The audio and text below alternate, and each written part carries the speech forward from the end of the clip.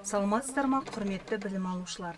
Сіздермен бірге мектепке дейінгі тәрбиелеу және оқыту педагогика кафедрасының аға оқытушысы, филология ғылымдарының кандидаты Танабаева Гүлмира Төлебаевна. Сіздерге қазіргі мектепке дейінгі балалардың ойындары және ойын әрекеттері пәнінен дәріс оқимын. Бізде бүгін 11-ші лекция. 11-ші лекцияның тақырыбы дидактикалық ойындар оқыту құралы. Осы тақырып аясында біз келесі мәселелерді қарастырамыз. Бірінші мәселе – дидактикалық ойынның мәні. Екінші мәселе – үстел үсті ойналатын ойындар. Үшінші мәселе – дидактикалық ойындарға басшылық жасау. Төртінші мәселе – ұлттық дидактикалық ойындар туралы жалпы түсінік. Осы мәселе төңіректерінде біз сөз қозғап, тақырыпты ашуға тырысамыз. Дидактикалық ойынның мәні баланы оқыту мен дамытуды ойын арқылы жүзеге асыруда. Мектепке дейінгі жаста балалар дайын білімді қабылдай бермейді. Олар ақпаратты тек әрекет арқылы меңгереді. Дидактикалық ойындарда бала материалмен тікелей әрекет етеді. Заттарды салыстырады, топтайды, санайды, сұрыптайды, сәйкестендіреді, немесе проблемалық жағдайларды шешеді. Бұл әрекеттер баланың танымдық белсенділігін арттырады және логикалық ойлау қабілетін дамытады. Яғни дидактикалық ойындардың бала тәрбиесінде алар орны ерекше десек болады. Дидактикалық ойындардың педагогикалық мәніне келер болсақ, дидактикалық ойындардың педагогикалық мәні бірнеше бағытта көрінеді. Біріншіден, олар зерттеу, тәжірибе алмасу, бақылау дағдыларын қалыптастырады.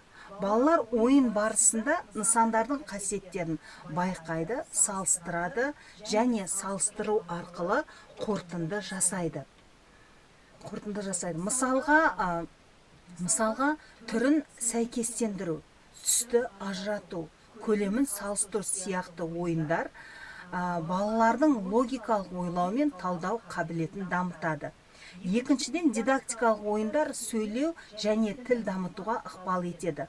Ойын барысында бала заттарды сипаттайды, нұсқау алады, сұрақтарға жауап береді, сөйлем құрастырады. Педагогтың бағыттауымен бала сөздік қорын байытады, диалог жүргізуді, ойды жүйелі жеткізуді. Бұл әсіресе мектепке дейінгі кезеңінде тілдік дағдыларды қалыптастыруда маңызды дүние болып табылады. Үшіншіден, дидактикалық ойындар математикалық және логикалық ойлауды жетілдіреді. Сандармен жұмыс, геометриялық фигураларды сәйкестендіру, топтау және сұрыптау сияқты ойындар баланың сан алуан, пішін, өлшем және салыстыру қабілеттерін дамытады. Ойын барысында баланың есте сақтау қабілеті, зейіні және проблеманы шешу дағдылары жетіледі. Төртіншіден, дидактикалық ойындар эмоциялық және мотивациялық аспектілерге әсер етеді. Ойын элементтері баланың қызығушылығын арттырады, оқу процесін қызықты етеді және ынтасын күшейтеді. Бала білімді, көңілді, қауіпсіз және тәжірибелік жолмен игереді. Бұл оның шығармашылығы мен өзіне деген сенімділігін арттырады. Бесіншіден, дидактикалық ойындар әлеуметтік дағдыларды дамытуға мүмкіндік береді. Топтық ойындар балаларға кезек күту, бірін-бірі тыңдау, ортақ шешім қабылдау сияқты дағдыларды үйретеді. Сонымен қатар, балалар ойынды ережеге сәйкес жүргізуді, әділдік пен ынтымақтастықты меңгереді. Дидактикалық ойындардың педагогикалық мәні оқыту мен тәрбиені бірізді және жүйелі түрде жүзеге асыруда. Мұнда педагог баланы жас ерекшелігіне, білім деңгейіне сәйкес ойын түрін таңдайды, ойын материалдарын ұсынады. Бірақ балаға дербестік пен шығармашылық еркіндік береді. Сонымен қатар, дидактикалық ойындар арқылы педагог балалардың қабілеті мен мүмкіндігін бағалап, олардың дамуын бақылап отыра алады.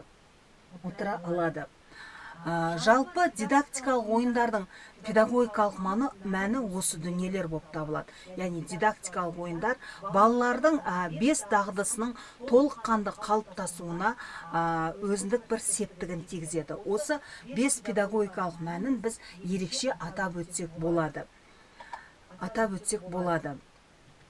Енді біз үстел үсті дидактикалық ойындардың мәніне келсек, баланың педагогикалық ойлау, санау, салыстыру, сәйкестендіру және топтау дағдыларын дамыту.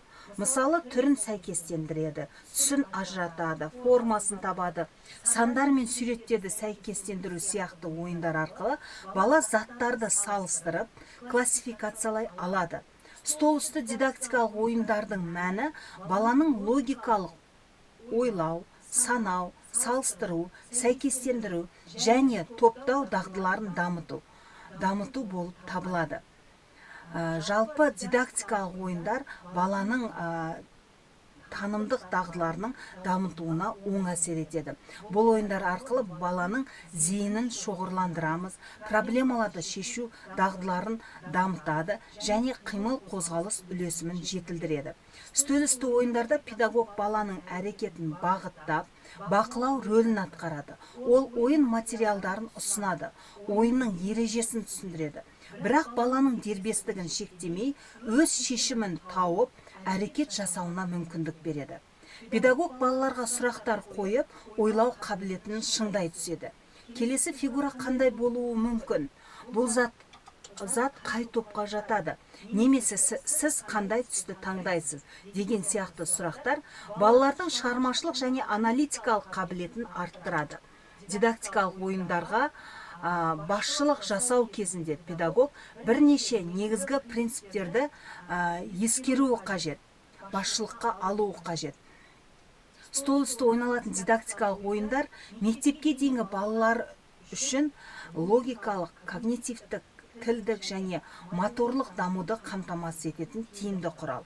Ойындарға педагогтың дұрыс басшылық жасауы арқылы балалардың шығармашылығы, дербестігі, зейіні, әлеуметтік дағдылары дамиды. Оқу тәрбие үдерісі қызықты әрі нәтижелі өтеді. Дидактикалық ойындардың жалпы басшылық жасаған кезде біз осы дүниелерді ескеруіміз қажет. Дидактикалық ойындар балалардың танымдық, когнитивтік, әлеуметтік, эмоционалдық дағдыларын дамытады. Бір топта бірнеше бала ойнаса, әр қайсына рөл бөліп, кезекпен әрекет жасауға, яғни ойын шарттарын түсіндіруіміз қажет. Бұл балалардың әлеуметтік, яғни дағдыларын дамытады, өзара сыйластық пен ынтымақтастықты қалыптастырады. Ұлттық дидактикалық ойындарға келер болсақ, ұлттық дидактикалық ойындар мектепке дейінгі балалардың танымдық, физикалық, әлеуметтік, шығармашылық және мәдени дамуын қамтамасыз ететін тиімді педагогикалық құрал. Олар балаларға ұлттық дәстүрді танытып қана қоймай, оқу тәрбие үдерісін қызықты, нәтижелі және жан-жақты өтуге жағдай жасайды. Ұлттық дидактикалық ойындардың педагогикалық мәні бірнеше бағытта көрінеді. Біріншіден, олар қазақ халқының дәстүрлі тәжірибесін баланың ойлауына енгізеді. Мысалы, асық ату ойыны арқылы бала санауды, есептеуді, логикалық ойлауды үйренеді.